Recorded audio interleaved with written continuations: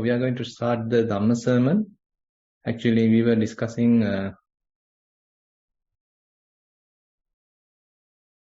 Ratana Sutta. Let me share the screen. So as you know, Ratana Sutta is one of the very popular suttas available in the Sutta Nipata and quite close to us. And we often recite that. And sometimes we think that it is so powerful and it is having various blessings. And the background also we discussed why Buddha preached that. Basically, there was a certain fears, a famine, and a plague. So different kinds of catastrophic situations were there in the Vesali. And at that time, the Vajjis invited Buddha to visit the Vesali, and there Buddha actually preached Ratana Sutta, and Venerable Ananda, using the Buddha's ball, sprinkled water, the blessed water, throughout the city. And after returning, Buddha himself recited Ratana Sutta. So basically, Ratana Sutta consists of series of verses which are explaining deeply and concisely about the Buddha's qualities, Dhamma's qualities, and the Sangha's qualities. So basically, the certain qualities are highlighted, and using them as a kind of a resolution, as a kind of a blessing, Buddha is very much blessing the whole city, blessing the whole folk, all people available in that city, and the content is very much fairly unique, and again very interesting. And we were going one after the other the verses. Last time we discussed this one. Sorry, give me a second. Yeah, this one. So sahavassa dassana sampadaya tayassu dhamma jahita bhavanti sakkaditti vichikiccitancha silabbatang vapi yadatti kinchi chatuha paye hicha vippamutto chachabi thanani ababbo khatu idampi sanghe ratanam panitang etena saccena suatti hotu. Now this is the last verse that we discussed, where Buddha mentioned about Ditti Sampanna Puggala, a certain person who has eliminated three fetters, Sakkaya Ditti, Vicikicca, Silabbata Paramasa. The personality view, the doubt, and a kind of a belief thinking that rituals and observances would give the kind of lasting peace. They are as a kind of a complete means of achieving Nibbana, achieving liberation. So these three fetters are being abandoned, and that is the person who has come to a situation where certain heinous crimes, heinous activities are impossible to conduct, like killing one's mother, father, and then killing an arahant out of hate, shedding Buddha's blood, schism in the Sangha, and again acknowledge another teacher as one's own teacher. So these are the sort of areas highlighted which are impossible to be done by this particular person. Now we can get into further in the same line. Kinchapiso kammang karoti papakang kayena vacha uda cetasava ababbo sotassa patichadaya ababbata ditta padassa vutta idampi sanghe ratanam panitang etena saccena suatti hotu. Now this is also actually attributed to a Sotapanna. Previous one is also talking about very interesting quality about a Sotapanna, stream winner. This verse, the current verse, also explained about that noble person. Kinchapaso kammang karoti papakam. Now, he might have done a bad deed by body, by speech, or mind. Kayena vacha uddha cetasava. Ababbo sotassa patichadaya. But the interesting thing is, he is incapable of concealing it. He is incapable of hiding it. Rather, he doesn't have a desire to hide it. He doesn't want to show off that he is a good person, kind of a saint. by hiding those mistakes. Rather, he has the quality of revealing whatever the mistake he has done. So that's a very interesting point highlighted here, because typically people are doing various bad activities, but they want to hide them. Even though they do various offenses, they actually want to hide them. They never want to reveal them. They never want to very much accept them or acknowledge them, or to correct themselves sometimes. Even someone else come and try to correct that, still they are unable to accept it. They don't have any humble attitude to accept it and to correct themselves. Rather, they sometimes even defend one's own fault and they sometimes reject their own faults and always point finger to the others. So that's a typical approach that people are taking. But here the opposite is true for a Sotapanna, so for a stream winner. So they are quite ready to accept their own faults. And if they knew that it was a mistake, it was something that I have done, and again it is something that mistakenly I have done, or lack of mindfulness I have done. So likewise, they are not perfect people. But the important thing is, since they are noble people, they don't hide it. They don't want to show that they are perfect, a saint-like person. Rather, they acknowledge, okay, still there are defilements available. There are still certain deficiencies available. Sometimes we are getting to the tracks or traps of the defilements. So I completely don't have, totally complete controllability of those defilements are still not available.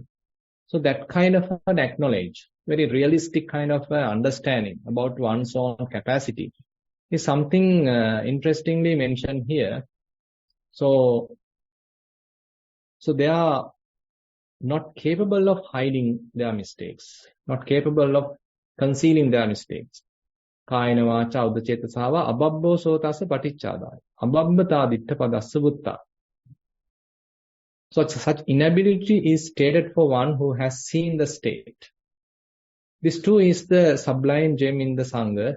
By this truth, may there be safety. Now, as I mentioned, when one becomes a stream winner, so actually in certain suttas like Kosambya Sutta in Majjhima Nikāya, Buddha explains 7 reflections, contemplations to verify that. So one of the very interesting point is that this particular point which is Buddha mentioned. That is, whenever a mistake happens, whenever some kind of a offense being done, so they never want to hide it. They never want to show that they have never done that. Rather, they can openly explain that they have done that, they admit that, and interestingly, they want to correct that. And as mentioned in the Kosambya Sutta, although he may commit some kind of offense for which a means of rehabilitation has been laid down, still he at once confesses, reveals, and discloses it to the teacher or to our companion. And having done that, he enters upon restraint for the future. Now, very interesting simile Buddha is giving. If a young kid puts his hand to something hot, so immediately he takes out the hand. So immediately he takes it out. So that kind of an instantaneous revelation, instantaneous opening, rather than hiding, is there with this noble person. So like this kid draws back his hand from that burning thing, hot thing. So this person also, due to some reason, he has done a mistake, but now he wants to correct himself. And again, he doesn't want to hide it.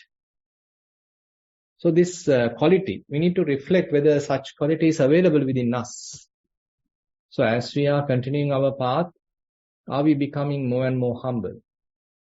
Or are we want to have kind of a showing off characteristic, showing that I am a perfect person, showing that I am a kind of a saint? Or are you having kind of a attitude that I am not a saint, still certain defilements are available in the mind. Time to time, I sometimes subject to those defilements. Sometimes I am able to overcome them, handle them without being victimized to them. But unfortunately, sometimes I being carried away by those defilements. So if we have this kind of a more realistic understanding about what's really going on within us, that would be much better than thinking that I am a perfect person. So maybe when one becomes an arahant, he may have a different perspective. But till that, so having more realistic kind of a attitude. Still defilements are available, so one is well aware of that because one is constantly guarding one's mind, observing one's mind. So he is being able to trace sometimes certain defilements. So as a result of that, sometimes the influence of those defilements can lead to a kind of a transgression. As much as possible, this person may be very much under control, but unfortunately, there could be a situation where those defilements become powerful, and so his mind being overwhelmed by that defilements, and he gone through some kind of a transgression. But he never hide that. So he reveals, okay, this kind of an incident has happened. I had maybe lustful thoughts. I had kind of an angry thoughts. So I understood that, but I couldn't stop myself. I understood that, but I couldn't stop talking. I couldn't stop blaming. I couldn't stop reacting, something like that. But he has an inner desire. Yes, I need to further correct myself. I need to calm down myself. These defilements are still overwhelming me sometimes. So he has that kind of an attitude. Let me, as much as possible, calm down these defilements. Keep away from these defilements. So he has that pahana sanya. So he wants to abandon the defilements, but still not perfect. He has that objective, but still couldn't achieve it to the 100%. Now, on the other hand, so when another point actually highlighted in the same Kosambya Sutta is that Buddha mentioned that Sotapanna, the stream winner, is well aware of the defilements going through in his mind. It is not that he is unaware of those defilements. So typically when one is not mindful, they don't even recognize the defilements. They simply act according to various thoughts, defilements occurring in one's mind, and they continue immediately to a transgression. And then later sometimes they regret of what has happened. But then actually it is too late. They are completely unaware of what is going on in their minds. Rather, again and again, they become poor victims of those defilements. But the difference between a Sotapanna and such kind of a worldling, mundane person is that a Sotapanna, a stream winner, is quite aware of whatever the defilements going through in his mind. So knowingly things are happening. It is not unaware. He is not unaware of what is going on. Rather, he is very well aware of those defilements. So that is actually highlighted in this same Kosambya Sutta as another reflection by the Buddha that if we are checking our mind, if we are very much reflecting about our own mind, if we understood, certain defilements are still coming up, they are coming to the surface. Sometimes I am carried away by them, but knowingly. Their influence is so powerful, and I have fair control about them, but sometimes they overwhelm me. Sometimes they overpower me. That kind of a very realistic understanding. An important thing is, even a transgression happened within their supervision, within their kind of awareness. It is not that they are completely unaware of what is going on, but rather whenever these defilements, what we call them as the pariyuttana kilesa, obsessive level of defilements, so when they are present in the mind, so this person is very well aware of them. And sometimes he wins, sometimes he can completely abandon them, so they may start fading away.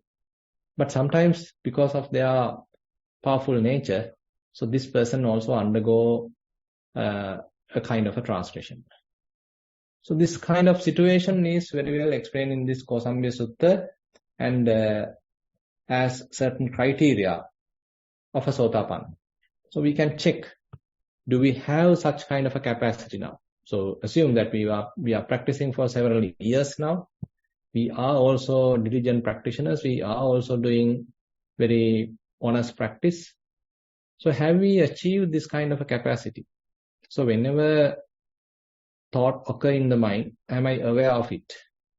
Whenever a defilement happens in the mind, am I aware of it? Or without my knowledge, I have reacted to a particular situation and later even regret what has happened.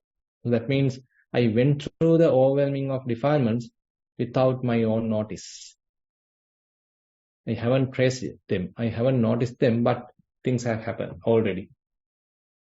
Or am I able to recognize daily, every time, so what's really going on in the mind?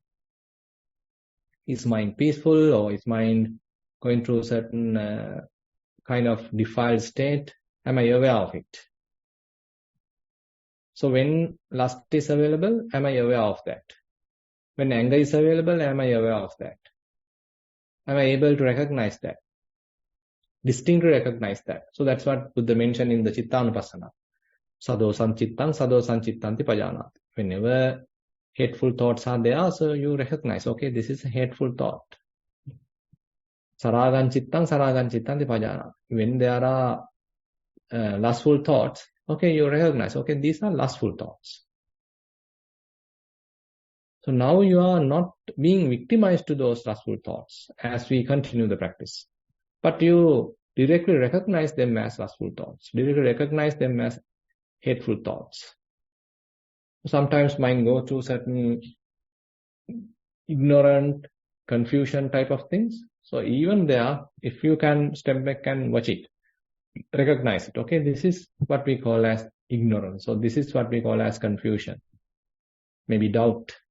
So likewise, very well aware of each and every defilement going on in the mind is very, very important. Because without knowing them, we can't overcome them. Janato bhikkhave passato asavanam khayam vadami no ajanato no passato. So Buddha mentioned, only when you are very well aware, only when you are knowing about those various defilements, then only there's a chance to overcome them, to fade them away. So that is very important. So combining these two, so that is, say, you are able to recognize defilements, you are completely aware of what is really going on in the mind, you are very much like observing the mind continuously, maintaining certain amount of awareness about your own mind. So without your knowledge, things can't happen.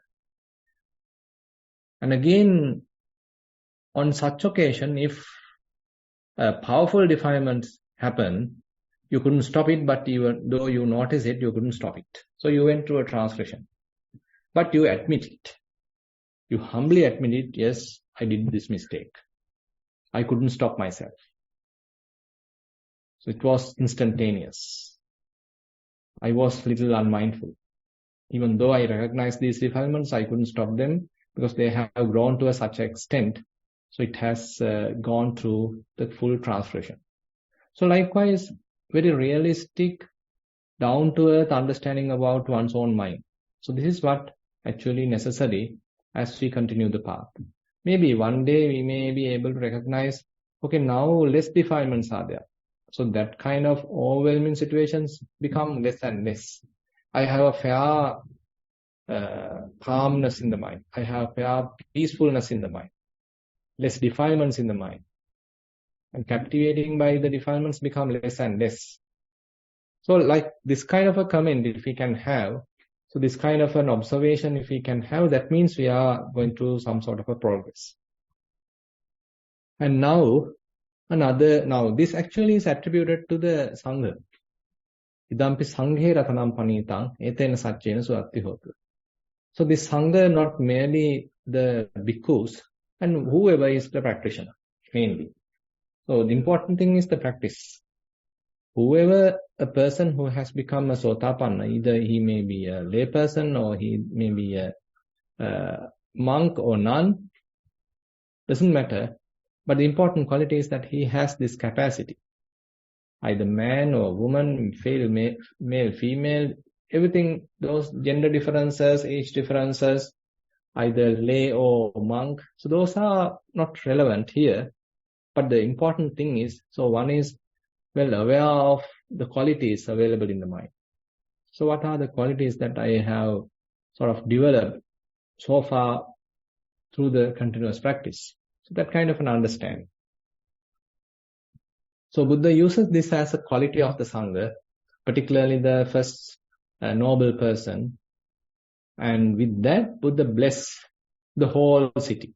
Etena Satchena Suvatti Hotu. May there be safe, may there be happiness throughout this particular place. And now there are two verses actually attributed to the Buddha's qualities.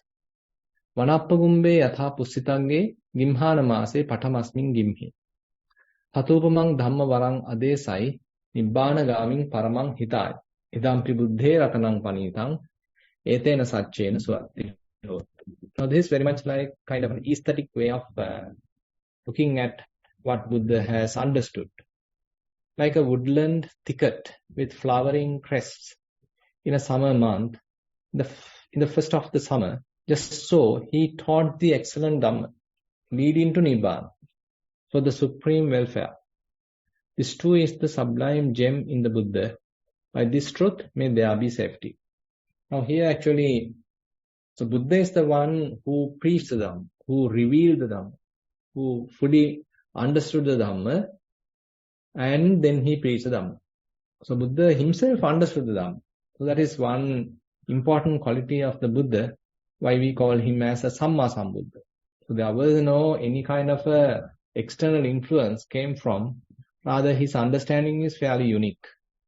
So what he learned from the other teachers before he attained Arahanthood, the other teachers, sometimes they simply mention about the jhanas, very much like a samatha-oriented teachers, like Alara Kala, Muddhakarama. So they are actually capable of attaining certain kind of a concentration, so that they, without any miserliness, so they are able to teach to the Bodhisattva.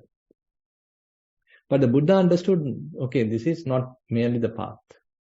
So path has to be more based on the vipassana, based on the patipada, based on one's own qualities. So he went through his own path in a way. So that's why sometimes we call them as the Noble Eightfold Path. So in this particular verse, so that is being highlighted. So the teaching is uttered by the Buddha, preached by the Buddha, in a very beautiful, pleasant environment. You probably can remember. So the first sermon, when he delivers Dhammacakkappavattana Sutta, so only 5 ascetics were there, and he was delivering that sermon, and even the whole world system started trembling, because this is happening only in this time, and he was able to achieve it or convince Venerable Kondana. So he also understood. So that indicates it is not something a private thing to the Buddha, but he can share it with others. So his understanding is not kind of private. He can share it with others. So he can show the path, when by another person, by leading that path, can achieve the same understanding, can experience the same thing, and that is also important. So So Buddha being praised here in this particular verse, because he is the teacher. He is the one who revealed this Dhamma. He is the one after a long, long time that revealed this Dhamma, noble Dhamma. That is therefore a interesting quality of the Buddha. Idampi buddhe ratanam panitang etena satchena suvatyotu. So this is the sublime quality of the Buddha. May there be truth, may there be safety as a resolution of this particular truth. And now another verse actually further praising the Buddha. Varo varanyo varado varaharo anuttaro dhammavarang adesai. Idampi buddhe ratanam panitang etena satchena suvatthi hotu. So the excellent one, the Nova of the excellent, Varo varanyo varado varaharo. So the excellent one, the noble one, giver of the excellent, anuttaro dhammavarang adesai. Giver of the excellent, bringer of the excellent. The unsurpassed one taught the excellent Dhamma. Anuttaro dhamma varang adesai. So anuttara Dhamma. So that means excellent Dhamma, unsurpassed Dhamma. So the Buddha's teaching is something unsurpassed. So no one else can overpower that and teach something better. So he is the Buddha. So that's why here it is highlighted. So this particular special teachings, the Dhamma teachings, are being delivered, are being spoken by the Buddha on this sort of very beautiful time. So as a result of this truth, may there be safety. So I think we have to stop here because the other verse actually worth taking at another time. Because it has some deeper things to understand. So therefore, with that, I like to conclude today's Dhamma sermon. Now I like to open the session for questions. Thero answer. We have 4 questions today.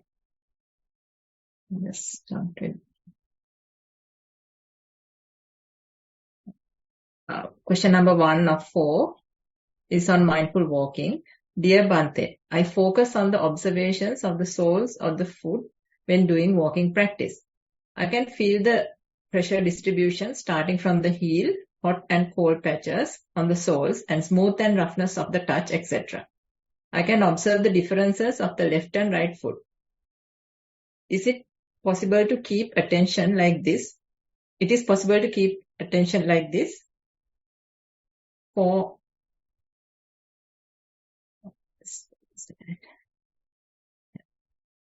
It is possible to keep attention like this for 5 to 10 rounds continuously. If I get distracted and mind comes back to the sensations without much effort. Since I can be with the sensations for long, I try to go deep to focus and understand them. I don't know if I observe the pure sensations yet or use help thoughts to identify them.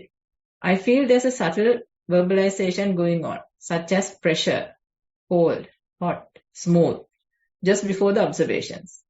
My question is, can one understand these walking sensations without any thoughts at all? Hope Bhante can explain this very subtle area of contact and knowing related to our practice.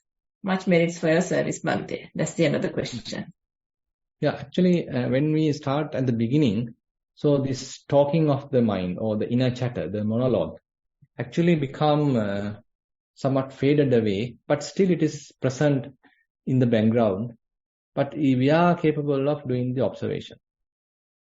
So when we are at that level, yes, we do the investigation, but kind of a monologue is going on. Kind of an inner chatter is, to some extent, is going on. So its mind is not completely silent, maybe. But as we continue the path, slowly the attention, the strength that we are giving to that inner chatter become less and less. So as a result of that, our attention to the selected objects become more powerful, more prominent. So as a result of that, now that inner chatter become further faded away, almost like disappeared. Now you are observing these various phenomena with a very quiet mind. So therefore it is possible. So it may not be immediately possible, but as you continue your practice, so slowly, you may understand your thorough focus is drawn to these various phenomena. So they are showing very vulnerable behavior, starting without anything, they start due to causes and conditions, then momentarily they fades away. They completely disappear. So this nature, now you are carefully observing, and as you are progressing in that observation, slowly, that inner chatter becomes less and less. So actually, further, when you do this observation, at the beginning, you are actually changing the object. So, for example, you are observing one object at your hand, say kind of a sensation, maybe tingling sensation, rubbing sensation, whatever it is. So when you are continuing that observation, probably it starts fade away. Now a new sensation, a fairly prominent sensation available on your leg. So you are changing your attention to the leg and start watching that. Now suppose that also changing, disappeared, and now you have to shift your attention to another place. Suppose there's another sensation on your shoulder. So you are watching that. So likewise, there's a significant change of position at the beginning. So vitakka, vichara, piti, sukha, ekaggata, all these factors, concentration factors, are fairly present. But later, the sensitivity of the mind improves, and the sharpness of the mindfulness improves, and your wisdom also improves. So as a result of that, now you don't need to go to a very, say, a strong kind of a sensation, rather even a very subtle sensation you can observe. And when you are observing that subtle sensation, within the vicinity of that sensation, the changes are happening.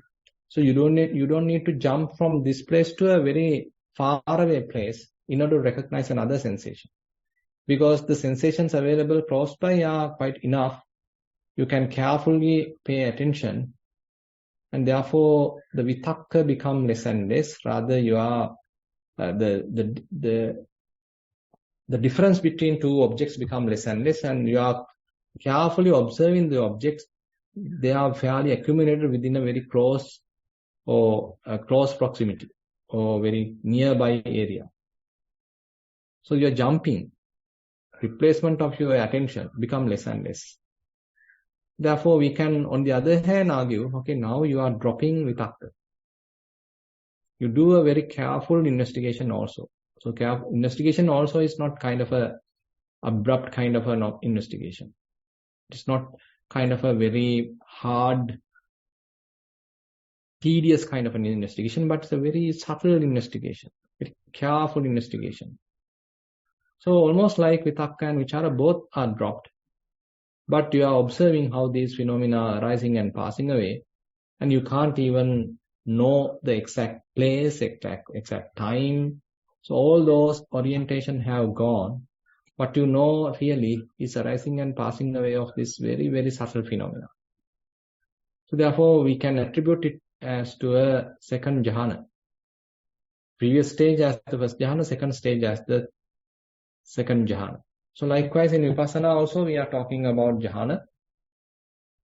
And therefore, we can say, so this observation can be refined. And at that level, actually, there is no inner chatter at all. So it's a kind of an evolution is available, maturing is available in this observation. Okay. Question number 2 of 4 is a general question. Dear Bhante, last time you explained well about the Bojjhanga Pirit and how we can relate them to the outcomes of our practice. As lay people just trying to keep up maintaining some mindfulness, can we possibly experience these qualities? Also, I want to check about the entry state at Indriya level. How do we check if we are developing or these qualities are coming up in us? With metta, that's the end of the question. Yeah. So when you start developing mindfulness, At the beginning, we know, okay, we don't have mindfulness. So mind has become fairly restless. And there is no proper objective. So you're jumping this and that. But later you understand, okay, now mind has somewhat tamed and fairly present available in the present moment, fairly aware what's really going on. And if I want to keep my attention on a particular place, on particular selected phenomena, yes, he is ready and he is continuing that observation. So that indicates fair amount of improvement of the mindfulness, availability of the mindfulness. So likewise, the quality of mindfulness is something that now you recognize. Okay, this is the quality of mindfulness. In the morning, I am not that mindful. Okay, now I am mindful. In the evening, I am not that mindful, but at night, I was quite mindful. So mindfulness has become fairly prevalent.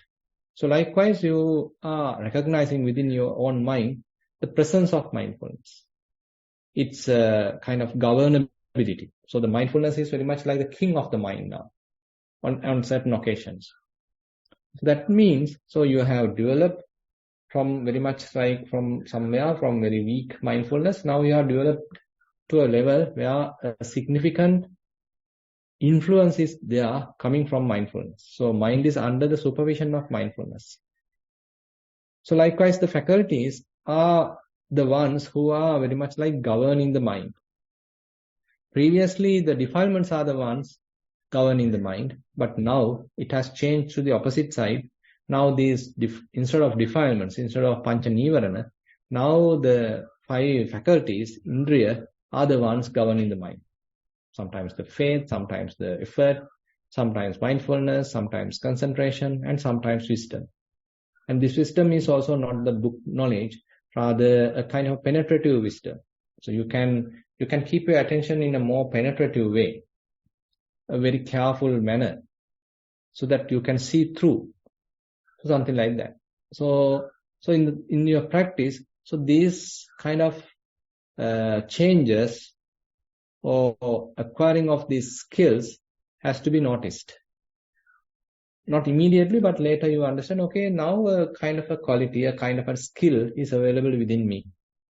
So that is how we can say, yes, you can trace them, you can recognize how these certain qualities are developed within the mind.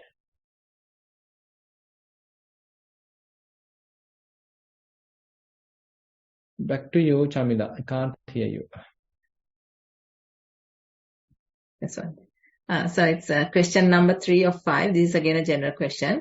Dear Venerable Bhante, hope you can clarify a bit how we can identify and understand the difference between sanya and sankhara.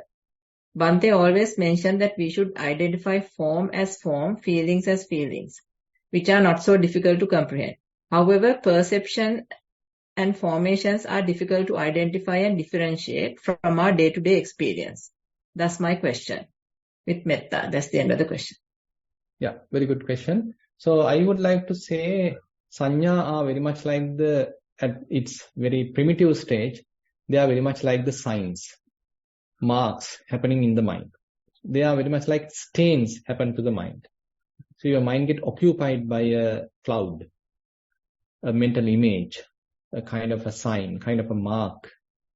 So that's a kind of an occupation of your mind. Assume that your mind was fairly clear, fairly purified, and that clarity was available in the mind. But now, say, you got a mental image. So that mental image has fairly occupied your mind. You got a certain mark, a sign. That sign has occupied your mind. So that is one stage of perception, or very primitive stage of, early stage of sanya.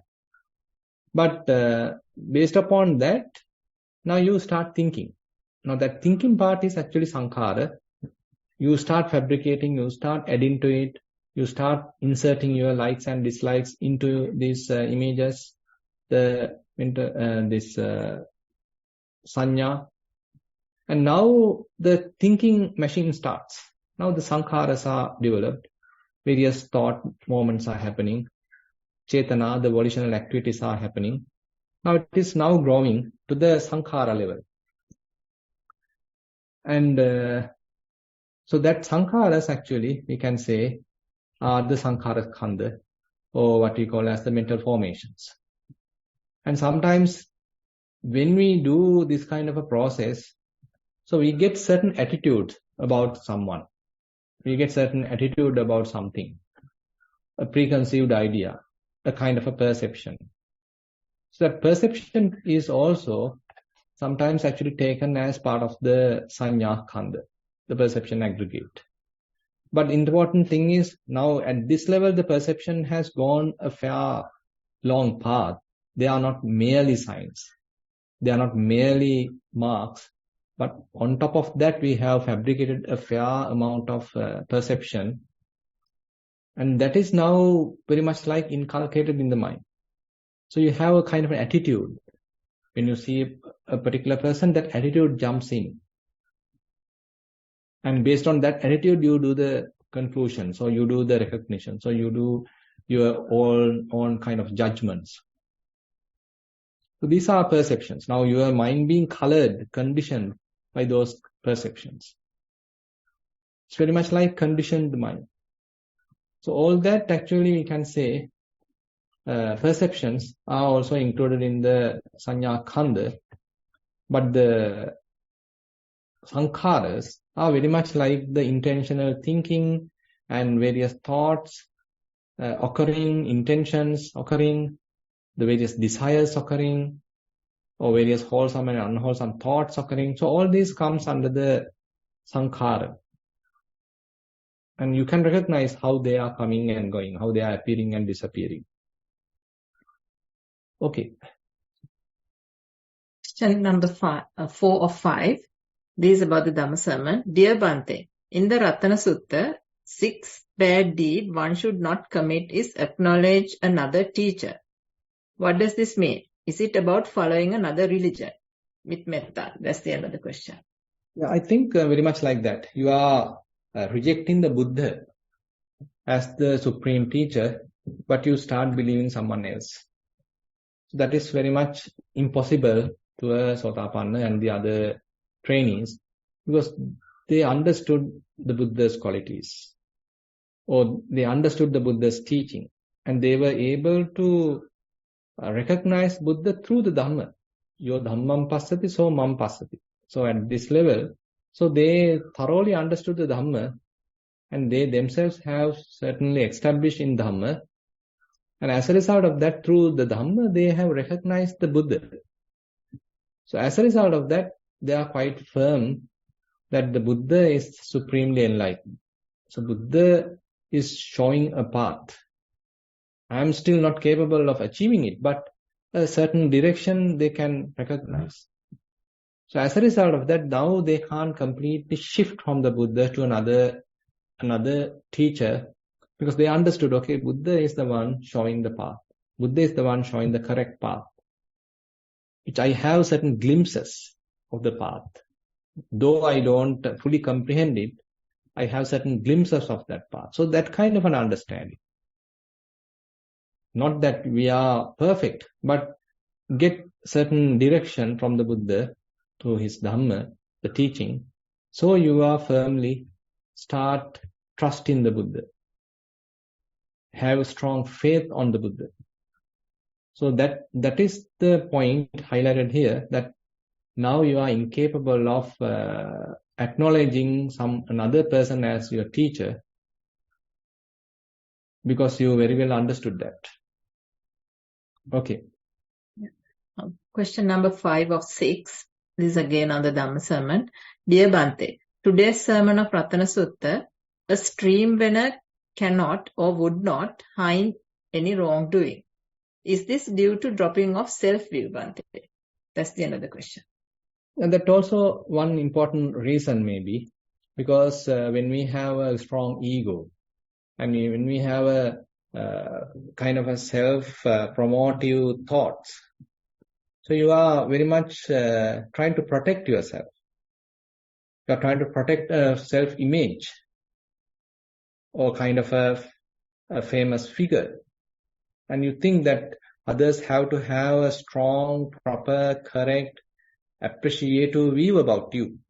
So this all represent that kind of a belief that there's a person within me. That person is an ideal person. That person is a perfect person. So everyone else has to know that about this perfect person.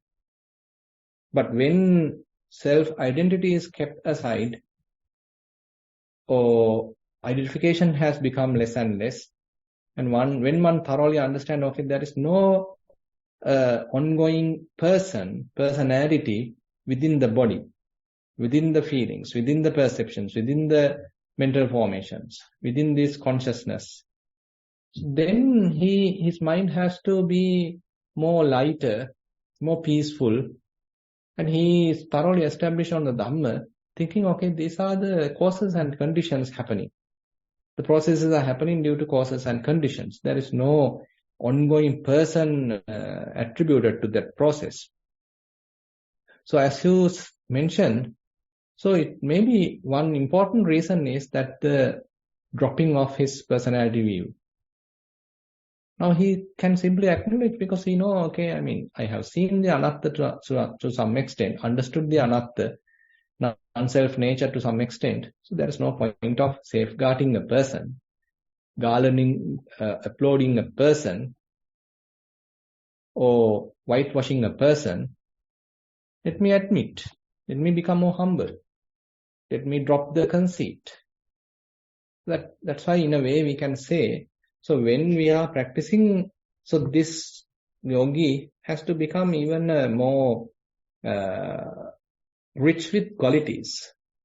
It's not that he become more conceited and a dull kind of a character, but more human kind of character, a more sensitive character.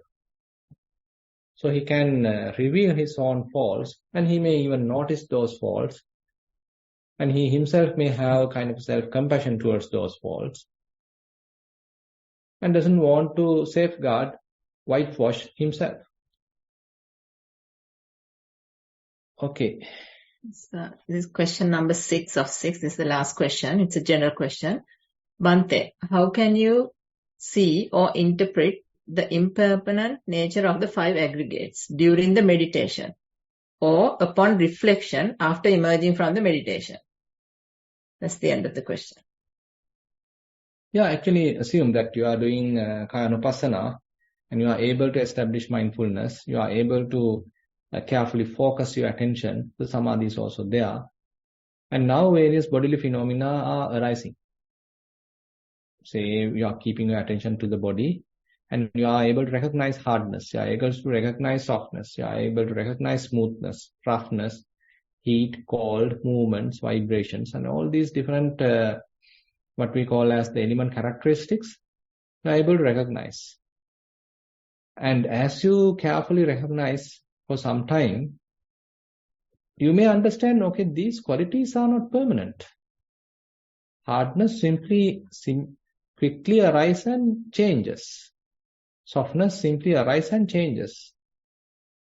Vibration itself is a coming and going, arising and passing away. Movement itself is a arising and passing away. It's a kind of a momentary process going on. So this momentary behavior, they are not lasting for a long time. They quickly arise and changing and passing away. Quickly arising, changing, passing away. Quickly arising, changing, passing away. So what we call them as the momentary characteristics. Sankata lakkana. So Buddha mentioned, Tinimani bhikkave sankatani sankata lakkanani. Katamani tin. Upado panyayati, vayo panyayati, ritassa anyatatam panyayati. Monks, onto the all constructed phenomena, there are 3 characteristics one can recognize. Arising can be recognized, passing away can be recognized. In between arising and passing away, constant change can be recognized. So if one is able to recognize this whole process, so that is the impermanence that we are seeing. And it is common to form aggregate, feeling aggregate, perception aggregate, formations aggregate, and to the consciousness aggregate. So within the Kayanupassana, you are seeing the form aggregate and you recognize the impermanent nature. During the Vedananupassana, you see the impermanent characteristics of feelings and perceptions. And in the Chittanupassana, Dhammanupassana, you are actually observing And the Chittanupassana, actually the consciousness aggregate, formations aggregate, and the Dhammanupassana, all the 5 aggregates. So you may see how they are impermanent. And it is not only impermanent, maybe later you may understand the suffering nature, the non-self nature, and many other, what we call as the vipassana knowledges. So if you like, you can refer Paving the Way, the book written by Most Venerable Sayadaw U Pandita. Yeah, very much interestingly, he has put into words how these progressive stages happen within one's practice. So what we see, as I explained, is the impermanence. The important characteristic is the impermanence. With that, the other characteristics are also happening. Maybe the suffering, non-self, and various other vipassana knowledges start evolving. That was the last question, Bhante. I think we are almost up to time. So we will continue with the guided sitting, and I will post a recording for that. Okay, thank you very much. Then I am taking leave. Thero Saranai. Thero Saranai. Sadhu, sadhu, sadhu.